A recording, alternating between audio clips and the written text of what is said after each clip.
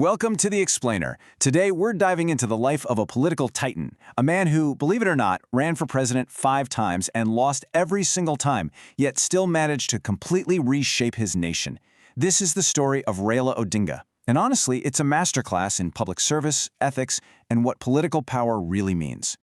It's a huge paradox, right? It's really the heart of his entire career. How can you lose the top job 5 times and still be one of the most important leaders in your country's history? Well, that's the puzzle of Raila Odinga, and figuring it out tells us so much about Kenya's incredible journey to democracy.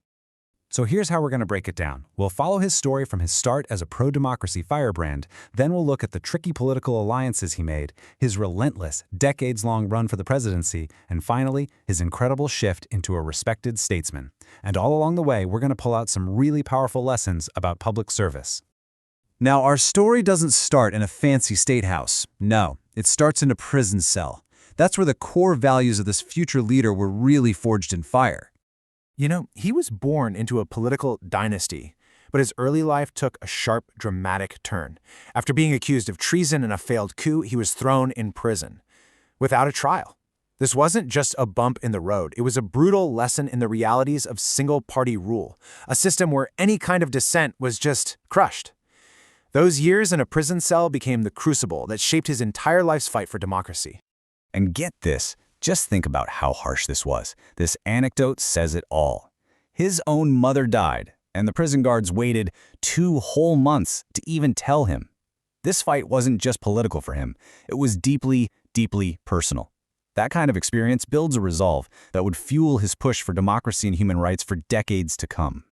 So, with this fire for democracy lit inside him, Odinga walks out of prison and right into the political arena. But here, he's going to face a totally new kind of challenge. These choices that force him to walk that fine line between being an idealist and being a pragmatist. And this brings us to this really fascinating dilemma. On one hand, you have Odinga the crusader, the guy who fought the regime. But then you have Odinga the cooperator, who actually merged his party with his old enemies and even served as a minister in his government. So, was this a betrayal of his principles? Or was it a strategic, pragmatic move to try and change the system from the inside? It's a question that, frankly, every public servant has to wrestle with. This is such a classic ethical question, right? And Odinga's journey is just a perfect case study. It shows you how thin that line is between political pragmatism and sticking to your core values. His choice to work with Moi, his former jailer, really shows a belief that sometimes, if you want to change a system, you have to get your hands dirty and engage with it directly. But his pragmatism had its limits. When President Moi tried to just handpick his successor, Odinga drew a line in the sand. He led a rebellion, and in what was just a moment of pure political genius, he threw all his support behind another candidate, Mwai Kibaki, famously declaring Kibaki Tosha, which means Kibaki is enough. That one phrase united the entire opposition, it toppled a regime that had been in power for decades, and it really put Odinga's strategic mind on the map. So, all these alliances, all this maneuvering, it was often a means to an end, and that end was the presidency. His 5 attempts are this incredible story of resilience, endless controversy, and a non-stop fight for fair elections. The 2007 election was a huge turning point. The margin was razor thin, just over 200,000 votes, and the results were fiercely disputed. It pushed Kenya right to the brink of civil war. It was a really dark time. But out of that crisis came something pretty remarkable. A power-sharing deal that made Odinga the prime minister. It was a crucial step towards healing and a powerful example of compromise when things get really heated. Now this is where we really see his deep commitment to the rule of law. Instead of just calling for protests in the streets, he took his fight to the courts, and the result was absolutely historic. The Supreme Court annulled the entire 2017 presidential election, a first for the whole continent of Africa. This wasn't just a legal win, it was a massive statement about electoral integrity and the power of independent courts. And just when you think you've got this guy figured out, his career takes another completely unexpected turn. After decades of being the ultimate political opponent, he did something that just floored the entire nation. He reached across the aisle and became a partner in governance. This moment became famous as the handshake. It was more than just a photo op. It was this powerful symbol of political reconciliation.